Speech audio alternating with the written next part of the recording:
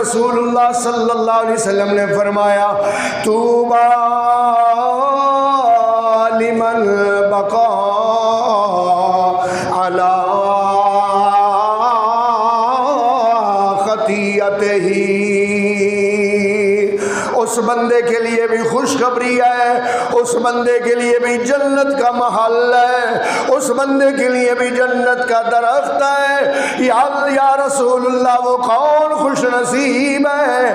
آپ نے فرمایا جو اپنے گناہوں کو یاد کرتا ہے، اللہ کے سامنے سر سجدے میں رکھتا ہے، گناہوں کو یاد کر کے اپنے اس کی آنکھوں سے آنسو نکل پڑتے ہیں، جو اللہ کے ڈر سے روتا ہے اللہ اس کو جنت میں محل عطا کرتا ہے۔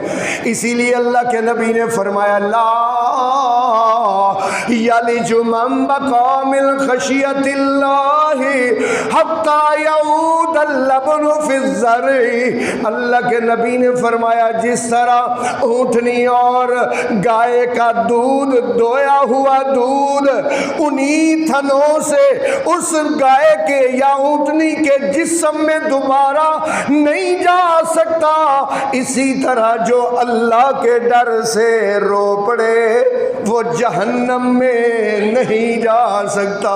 اللہ، لو بھائی ایک بخاری اور مسلم کی حدیث سناؤں آپ کا ایمان تازہ ہو جائے۔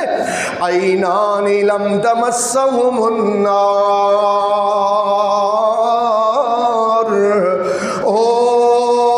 دنیا کے لوگوں دو آنکھیں ایسی ہیں جن کو کبھی جہنم کی آگ نہیں چھوئے گی۔ آپ نے فرمایا عین بکت من خشیت اللہ، ایک وہ آنکھ جو اللہ کے ڈر سے رو پڑتی ہے، وعین باتت تحرس فی سبیل اللہ، اور ایک آنکھ وہ جو میدان جہاد میں مجاہدین کا پہرا دینے والی آنکھ ہے۔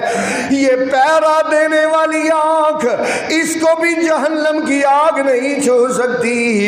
اللہ کی یاد میں اپنے گناہوں کو یاد کر کے اللہ کے سامنے رونے والا، اللہ کے ڈر سے خوف خدا سے رونے والی آنکھ بھی جہنم میں نہیں جائے گی۔ اور مالک کائنات قرآن میں ان کی تعریفیں کیسے کرتے ہیں؟ اللہ فرماتے ہیں یخرون للاذقان ویبکون ویزیدہم خشوعا، وہ ٹھوڑیوں کے بل سجدوں میں گر جاتے ہیں، وَيَبْكُونَ، اور وہ روتے ہیں، وَيَبْكُونَ، اور وہ روتے ہیں، وَيَزِيدُهُمْ خُشُوعًا، اور ان کا خشوع و خضوع عاجزی اور بڑھ جاتی ہے، اللہ کے سامنے روتے ہیں۔ تو تیسرا مسئلہ میں نے بیان کیا، اللہ کے نبی نے فرمایا جو بندہ اپنے گناہوں کو یاد کر کے اللہ کے سامنے روئے طوبی لہ، اس کے لیے جنت کا محل ہے، اس کے لیے جنت کا درخت ہے۔ اور مالک کائنات قرآن میں کہتے ہیں الذین آمنوا وعملوا الصالحات طوبی لہم وحسن مآب،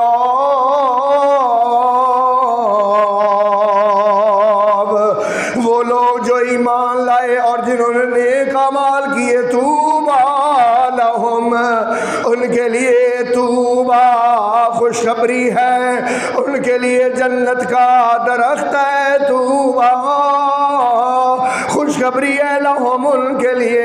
اور پھر نبی پاک صلی اللہ علیہ وسلم نے فرمایا طوبی لہ لمن وسعہ بیتہ،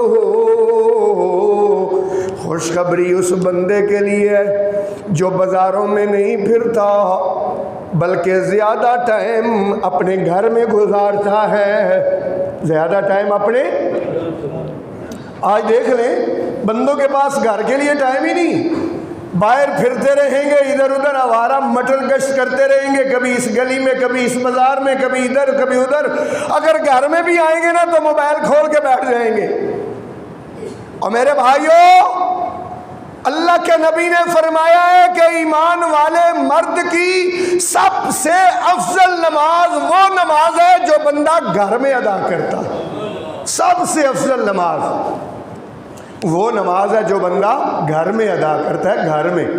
گھر میں سنتے، نفل گھر میں، وتر گھر میں، ہر نماز گھر میں۔ صرف ایک نماز ہے جو مسجد میں افضل ہے، اور وہ کون سی نماز؟ فرض نماز۔ صرف فرض نماز گھر میں، صرف فرض نماز مسجد میں، باقی ساری نماز افضل جو ہے نا وہ کہاں پڑھنی افضل ہے؟ گھر میں۔ کیوں؟ کیونکہ گھر میں جو بچے ہیں، گھر میں جو اہل خانہ ہیں، ان کی تربیت ہو، ان کو معلوم ہو، ان کو نماز کا طریقہ پتہ چلے، ان کو دین پر، اور ان کو ٹائم دے۔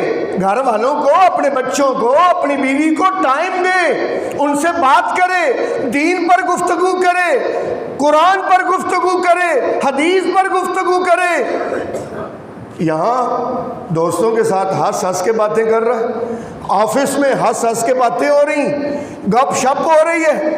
گھر جائیں گے تو منہ پر 12 بج جائیں گے، ہیں؟ گھر جائیں گے، بچوں کے لیے ٹائم ہی کوئی نہیں ہے، فیملی کے لیے ٹائم ہی کوئی نہیں ہے۔ یا پھر جائیں گے تو ریموٹ پکڑیں گے اور LCD لگا لیں گے۔ نہیں بھائی، LCD موبائل اس کو تھوڑی دیر کے لیے ایک سائڈ پر کر کے کرنا کیا ہے؟ اپنے بچوں کے ساتھ باتیں کر رہی ہیں، اپنے گھر والوں کے ساتھ باتیں کر رہی ہیں۔ اسی لیے اللہ کے نبی نے فرمایا طوبیٰ لمن وسعہ بیتہ، خوشخبری ہے اس بندے کے لیے جس کا گھر میں دل لگتا ہے، جو گھر میں ٹائم دیتا ہے۔ کیونکہ گھر سے باہر بازار سے جب بھی بندہ نکلے، فتنے ہی فتنے ہیں۔ کبھی نظر کی برائی ہوتی ہے، کبھی ہاتھ کی برائی ہوتی ہے، کبھی کانوں کی برائی ہوتی ہے۔ لیکن گھر میں بیٹھے گا، بیوی بچوں میں بیٹھے گا، گناہوں سے بچے گا اور نیکیوں کی طرف رغبت دلائے گا، بچوں کے پاس غلط کام کرنے سے بچے گا۔ ایسا ہوتا ہے کہ بندہ نا باہر جو بھی کر رہا ہو نا، لیکن اپنی اولاد کے پاس بندہ کرنے سے تھوڑا کتراتا ہے، گھبراتا ہے کہ میرے بچے کہیں برا اثر نہ لے لیں۔ اللہ اکبر۔ نبی پاک صلی اللہ علیہ وسلم نے فرمایا طوبیٰ